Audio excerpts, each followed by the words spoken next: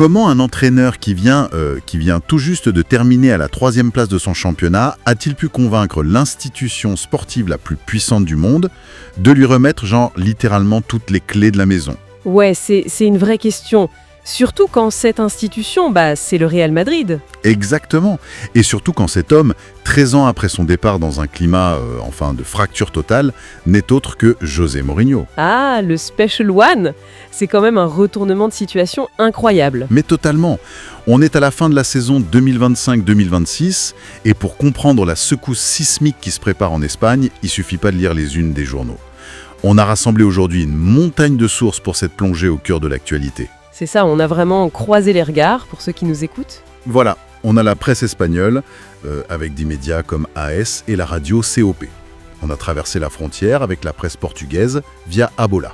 Sans oublier les médias francophones, Gaulle, Sport.fr. Ouais, et même des analyses de fond très pointues, comme les vidéos de Romain Molina. La mission de notre exploration aujourd'hui, c'est de comprendre par quel mécanisme psychologique, financier et sportif un club de ce statut en arrive à rappeler la figure la plus clivante de son histoire pour jouer les sauveurs. Bon, décortiquons tout ça. Parce que sur le papier, c'est presque un aveu de faiblesse, non ? C'est bien plus qu'un simple transfert. Enfin, il serait dommage de réduire ça à une petite ligne sur un CV. On est face à une étude de cas absolument fascinante sur la gestion de crise extrême. Une crise institutionnelle même. Totalement. Quand on observe ça sous le prisme du management, c'est l'application d'un leadership radical, sans aucune concession face à une somme d'ego qui a complètement échappé à la structure dirigeante. Ouais, c'est pas juste une question de tactique pour le foot de demain. Voilà. La vraie question, c'est de comprendre pourquoi une direction accepte volontairement de créer un électrochoc d'une telle violence. C'est pour reprendre le contrôle d'une entreprise en pleine dérive. Et pour que ceux qui nous écoutent saisissent bien, avant d'analyser le retour de Mourinho, il faut vraiment poser le décor de cette dérive. La saison 2025-2026 du Real Madrid, c'est un effondrement complet. Un naufrage, ouais. C'est le mot. On parle de 11 points de retard sur le Barça en Liga. 11 points. Ce qui est une anomalie statistique absolue à ce niveau d'exigence, on est d'accord. Mais c'est pas tout. Élimination sans appel en Ligue des Champions par le Bayern Munich. Ensuite, défaite hyper amère en finale de la Supercoupe d'Espagne, encore contre le Barça. Sur le score de 3-2, ouais. Et le pompon, la cerise sur le gâteau de cette chute libre, c'est la Coupe du Roi. Une humiliation totale face à Albacete, un club de 2e division. Ah ça, c'est la tâche indélébile. Et ce naufrage sportif, il s'accompagne d'un naufrage de la direction technique. La direction a tout simplement paniqué. Avec Xabi Alonso, c'est ça, Exactement. Il était arrivé avec ce statut de tacticien de génie. Il devait incarner le projet sur 10 ans. Et il a été viré brutalement en plein hiver. Voilà. Et pour éteindre l'incendie, ils ont choisi Álvaro Arbeloa. Mais il entraînait les jeunes, lui, non ? C'est ça le problème. Ancien joueur adoré par la présidence, certes, mais le propulser à la tête d'un vestiaire en pleine crise d'ego, c'était l'envoyer au casse-pipe. Et il a été englouti. Ce qui nous amène à la fracture du vestiaire. Parce que c'est pas juste moral, c'est physique. Le groupe s'est littéralement scindé en deux.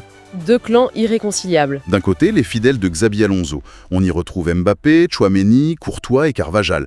Et de l'autre, le clan perçu comme plus rebelle. Avec Vinicius Junior, Valverde et Bellingham. Et c'est là qu'on arrive à l'événement qui dépasse l'entendement. À l'entraînement, à Valdebebas, Federico Valverde et Aurélien Tchouaméni en sont venus aux mains. Et on parle pas d'une petite bousculade entre coéquipiers. Ah non. Une vraie altercation physique violente. Tchouaméni a dû être transféré à l'hôpital.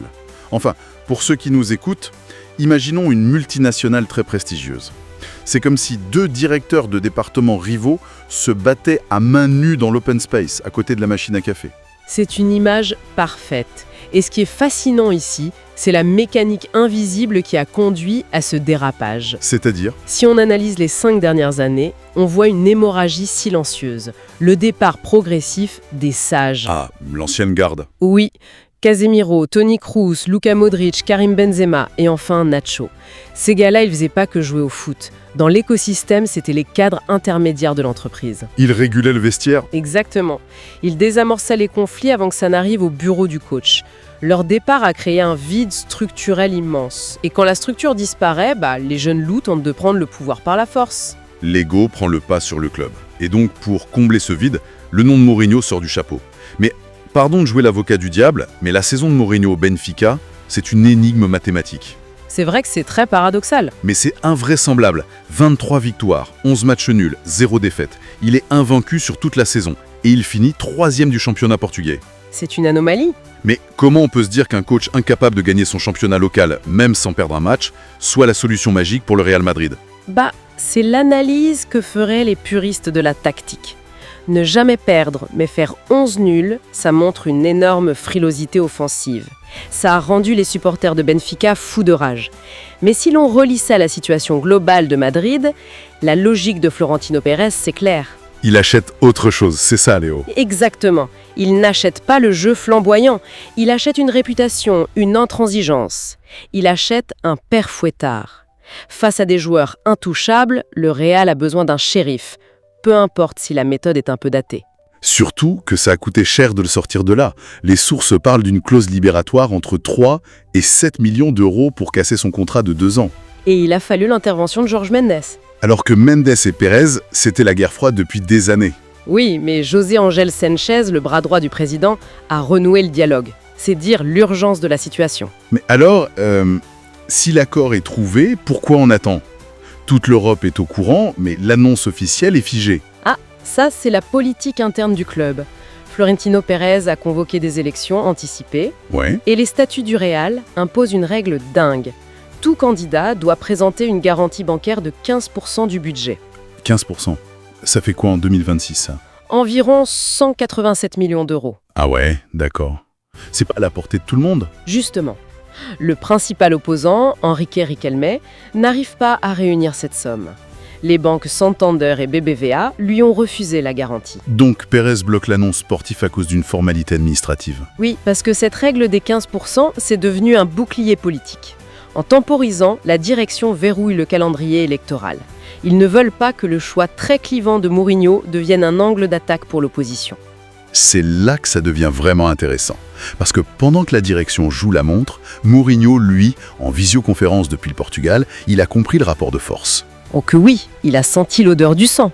L'analogie qui me vient, c'est celle du PDG nettoyeur. Tu sais, le spécialiste des restructurations qu'on appelle en urgence quand la boîte coule. Absolument. Le nettoyeur, il accepte, mais il dit « pas de filtre, je parle qu'à l'actionnaire et je vire qui je veux ».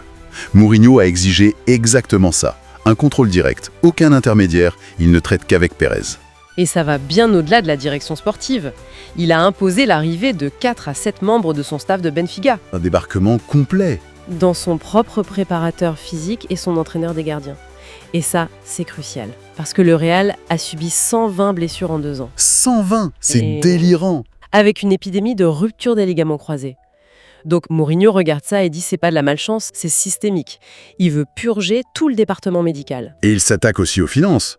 Il a formellement interdit les tournées estivales en Amérique du Nord et au Moyen-Orient. Ce qui est un manque à gagner colossal pour le club. Bah oui, les droits TV, les sponsors, le merchandising. Mais il s'en moque, il veut un vrai camp de préparation physique. Mais attends, dans ses exigences de staff, il y a cette idée incroyable. Intégrer Toni Kroos comme assistant. Et ça, c'est un coup de génie politique. Mais pourquoi? Kroos est tellement calme, tout l'inverse de Mourinho. C'est exactement pour ça. Mourinho sait qu'il est hyper clivant. En arrivant avec ses gros sabots, il va braquer le vestiaire.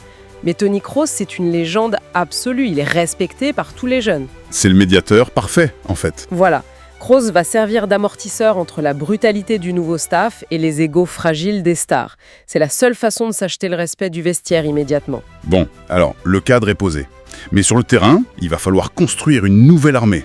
Et le marché des transferts s'annonce volcanique. La priorité, c'est le milieu de terrain. Pour compenser la perte définitive de l'ère Modric et Kroos, oui. 2 noms circulent. D'un côté, le pragmatisme, Morten Julmand, du Sporting CP, 26 ans, autour de 50 millions. De l'autre, le rêve absolu, Rodri, de Manchester City, évalué à plus de 60 millions et verrouillé jusqu'en 2027. Et ces deux cibles résument la philosophie Mourinho. Il lui faut son nouveau Makelele. Une sentinelle pure. C'est ça. Julman, c'est le porteur d'eau discipliné, indispensable pour couvrir des attaquants qui refusent de défendre. Et Rodri, c'est le chef d'orchestre mental. Mais au niveau offensif, les rumeurs sont dingues. Marcus Rashford, par exemple. Et le pire, c'est que Rashford est actuellement prêté au FC Barcelone. Cibler un joueur du grand rival, c'est de la pure guerre psychologique. Du Mourinho dans le texte. Et puis il y a la saga Michael Olise. Les sources comme les vidéos de Molina sont hyper précises. Mourinho est allé en personne à l'Olympiastadion de Berlin pour la finale de Coupe d'Allemagne entre le Bayern et Stuttgart pour le voir. Olise, qui a d'ailleurs éliminé le Real cette saison, il faut le rappeler. Avec des stats folles, 22 buts, 30 passes décisives, meilleur joueur de Bundesliga. Mais le président d'honneur du Bayern, Uli Hoeneß, a répondu dans la presse avec un vrai clash à l'ancienne. Ah oui, la fameuse déclaration. Je cite, « Il peut bien jeter 5 regards sur Olise, il ne l'aura pas. Il aurait pu s'épargner le déplacement depuis Madrid. On adore ce genre de trash-talking. » C'est tellement rare aujourd'hui. Mais pourquoi Mourinho s'obstine sur des cibles impossibles comme Olise ou Rodrić? Le Real doit aussi remplacer Carvajal et les caisses sont pas illimitées. Cela soulève une question importante sur la stratégie de communication du coach. Mourinho sait très bien que le Real doit vendre avant d'acheter. Donc, c'est un coup de pression. Totalement. En ciblant publiquement des joueurs hors de prix, il dit à sa direction « Vous vouliez un nettoyeur en rose? Assumez. Trouvez l'argent quitte à sacrifier des stars actuelles. » Il leur met toute la responsabilité sur les épaules. Alors, qu'est-ce que tout cela signifie au fond? On voit le plus grand club du monde qui, face à une implosion totale, joue son va-tout. Il file les clés du camion, la santé, le mercato, à l'entraîneur le plus explosif du siècle. En espérant qu'il éteigne le feu plutôt que de tout faire sauter. C'est ça. Pour tous ceux qui observent la gestion de crise, qu'on parle de sport ou d'entreprise, la saison 2026-2027 sera une masterclass en devenir sur la reprise de pouvoir. Mais il y a une dernière réflexion vertigineuse qui s'impose quand on analyse tout ça. On est en 2026. Le foot a changé. L'ère des joueurs entreprises, des superstars qui ont plus d'influence que leur club, a atteint son sommet. Ouais, l'équilibre des forces a basculé.